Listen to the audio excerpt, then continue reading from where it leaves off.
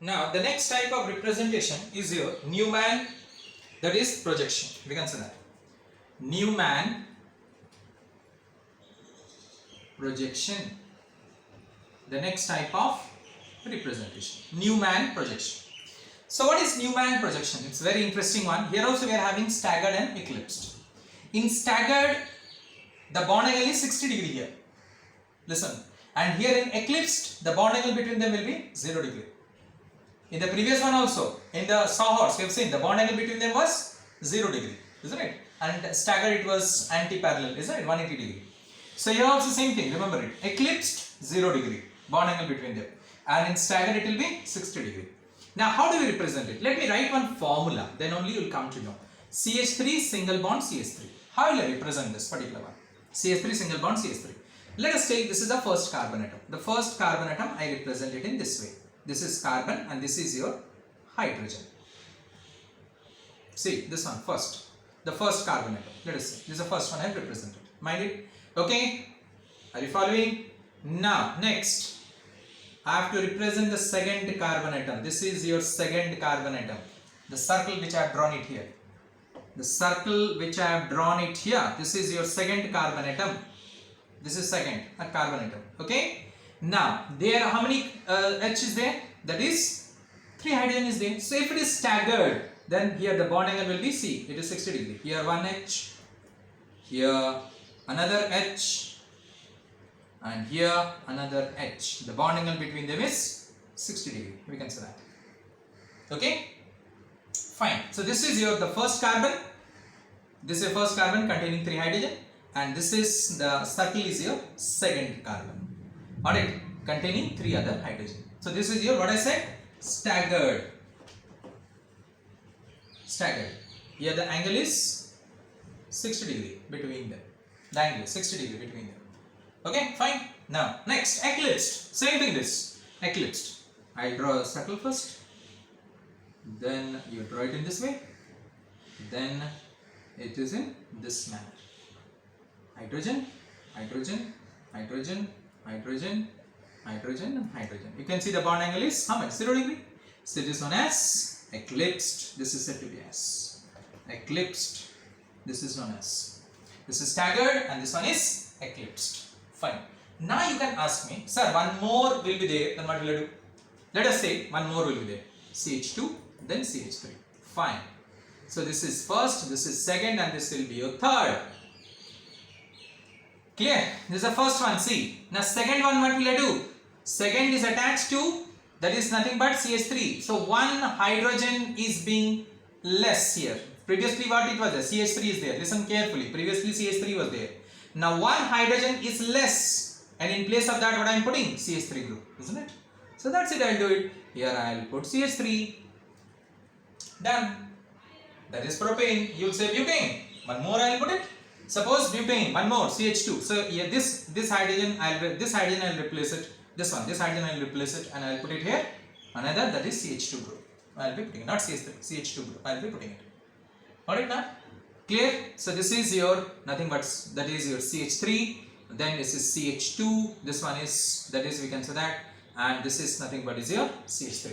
Clear? Again I repeat. So this becomes your CH3. Now this becomes this is your first carbon atom becomes in this formula. Listen carefully. In this formula, this is your first carbon atom. Now this is becoming now second carbon atom. It changes. It becomes the second carbon atom. See CH2. See yes, this carbon and hydrogen. Nothing to mug it up here. Nothing to mug it up. So CH2. And this one is, this is also a carbon atom which is 3 hydrogen is there. Alright. Just only here it changes. Here as I have seen, I have done it. One more if I put it the carbon, what will I do? Suppose one more carbon I will put it here. Let us say, let me put it. Then you will come to know. Let me put it. CH2, this CH3. 1, 2, 3, 4. Now what I need to do is that, what I need to do is, here the same thing, that is nothing but it will be, what it will be? This is the first carbon. Clear? This second carbon, that is CH2. Clear? And the third carbon is, that is your CH2. So here, what will I do? In the this particular CH3, now this is CH3, no doubt about it, the last one, this is CH3, clear? This is the first one, this is the second one, where the third one will be? This is the third one, clear? In this way, you can have it in this particular manner. Clear? So in this way you can have it. See, 1, 2, 3, 4. Count it. You can see that. See, CH3. Then it is CH2. You may say that, sir, here it is becoming CHC, then H. Fine, no problem. So one more I will put it here. Hydrogen. One more I will put the hydrogen. So which hydrogen you will put it here? Now let us say this is the third one I am saying. Third one is CH2 here. Isn't it? The third one, it is nothing but it is CH2. It should be CH3 here. Isn't it? Because one bond is there, it should be CH3. So here one hydrogen is being added there. Are you getting me? This is second carbon, CH. It shows CH. So here it should be what? The third carbon is CH2. But I am putting CH3. Why I am putting CH3? Because you can see it here. This carbon is having 4 bonds. Listen carefully. 4 bonds. 1, 2, 3. So that CH2 plus one more hydrogen. It becomes what here? CH3. And this one is also, what is that here? CH3. See this carbon, this is 3 CH3, this fourth one. I think you got it now, this particular thing. In this way, you can draw the Newman projection. You can write the staggered and the eclipsed. You can try it out in your home. You can write it down formula. And if at all any doubt is there, you can ask me accordingly. Now, we understood the different ways of representation. That is flying wedge, then Sawhorse, then Newman, and Fisher. The fourth, we can say representation we have understood. Now the next question comes. How to convert the flying wedge to Fisher? That means 3-dimensional to 2-dimensional, and Fisher to flying wedge, 2-dimensional to 3-dimensional. The first is your flying wedge to Fisher, that is 3-dimensional to 2-dimensional. Alright, clear? Now see it. So suppose here the COH group is there. Here that is H is there, here that is OH is there, and here I am drawing dotted line. Huh? It is easy for me. The CH3 is there. Now this is your, what I should say, that is nothing but it is, okay, this one let me make little bit darker. Otherwise you say, sir, where is the wedge? This is your dash, you got it. This is darker. Now this is, just now I said you, it is below the plane, this is above the plane, and this is on the plane. Fine. This is your flying wedge representation. I need to convert it into Fisher. Now you listen, very simple thing, very simple thing. The one which is the dotted line should be always kept below in Fisher projections. Should be always kept below in Fisher projections. The one which is your dotted line, that is your wedge, should be always kept below in the Fisher projection. So vertical line you will draw and you will always keep below, and the other will be placed according to clockwise or anti-clockwise direction. Other will be placed according to. Alright? What do you mean by that? Means see here. What I said, CH3 below. First you put CH3 below. Now you put clockwise. Clockwise means this will be your COH, this will be your OH, and this is your H. You will say how it is clockwise, sir? See, is in this way. This is clockwise. Alright? This is how do we convert 3-dimensional to 2-dimensional, flying wedge to Fisher. One more example you want? Let us give it. Now let us take here, that is nothing but here Cl. Here let us take here nothing but is your H, and here let us take, that is what will I take? I will take here C3F. Yeah, better. And C3F, no, sorry, CF3. And here this one let me make it. And here the dot, let me make it as CH3. Okay, fine. Let me make this CH3. And this one, let me make it a wedge, a dark one. Alright, if it is going this way, then what will I do? Same thing. See here, CH3 here. Alright, CH3 dash, first you write that one. Then after that you arrange it in a clockwise manner or anti-clockwise manner. So what it will be? Very simple. Here it will be your F3C. Here it will be your Cl, and here it will be your H. In this way. This is how do we arrange, correct? That is from Fisher, flying wedge to Fisher projections. We arrange it. Got it now? All of you understood this, how to do it? You can do some more examples. Now, next what will I do? I will do it now. Fisher to flying wedge means from 2-dimensional to 3-dimensional. Fisher to flying wedge. Alright. Now one thing you have to remember, that the group which is in the bottom of Fisher formula is kept below the plane of paper. Just now I said. Which one? It's dash one. It is kept below the plane of paper, represented by dotted line. Alright, in the flying wedge you have seen it, the dash. Clear. The group on the right hand side of the vertical plane is always kept, alright, above the plane of paper. Right hand side of the vertical group is always kept, the group which is on the right hand side, from the right hand side of the vertical group is always kept, that is nothing but above the plane of paper. Alright, clear? Let me give an example, then only you'll understand it. Let me give an example.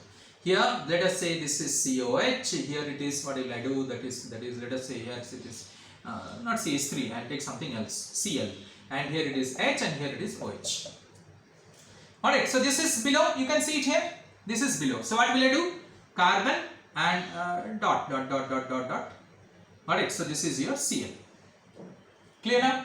Now this is kept above the plane. See, just right hand side, what I said here, the group which is in the vertical line is on the right hand side, is above the plane of paper. Above. Above means what will I do? That is dash. Above means this. Isn't it? Above the plane of paper which is on the right hand side. See, right hand side, I am giving the example for you. So OH will be this and other two will be your on the plane of paper. What is that? H and COH. Got it now? So in this way, the one which is below, that is your dash. Just now I said it. The one which is on the right hand side. See, this is your right hand side. Definitely, this is my right hand side. Alright. So hence, what will be? This will be above the plane. Above means this one, and other two will be on the plane of paper. So very easy to convert Fisher projections to what you can say flying wedge. Clear? So this needs practice. You know, practice is required. If you won't practice, then you'll forget. These things are very simple, very easy, but you need practice, and this all only is being checked in your entrance exam. So you learned how to convert from 2-dimensional to 3-dimensional and 3-dimensional to 2-dimensional. That is from flying wedge to Fisher and from Fisher to flying wedge. Now, next is calculation of number of optical isomers. Calculation of number of optical isomers. The first one you write, if the molecule is not divisible into two identical halves, not divisible, mind it, if the molecule is not divisible into two identical halves and has n asymmetric carbon, asymmetric means which is not symmetric, means which is chiral, and has n, small n.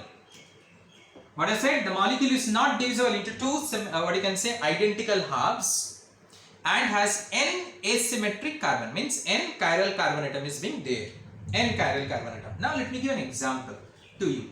Like suppose it is here, let me take C6H5, and here what will I do?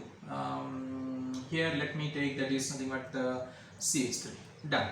And here what will I do? I will take here, that is nothing but CHOH, here also same thing, or let me write in this way, it will be better for you to understand.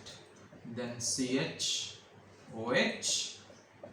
CHOH, CHOH.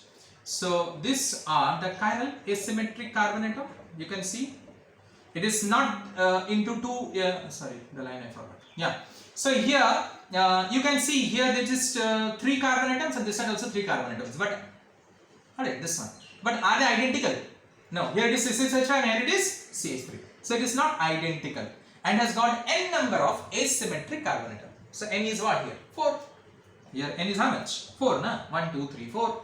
You can see it here. N asymmetric carbon atom we are having. N chiral carbon atom we are having it. Alright, you can also write here CHOH, CHOH, CHOH. Here also you can write it down. It's up to you. Whether you write in this way or you write in as you wish. Alright.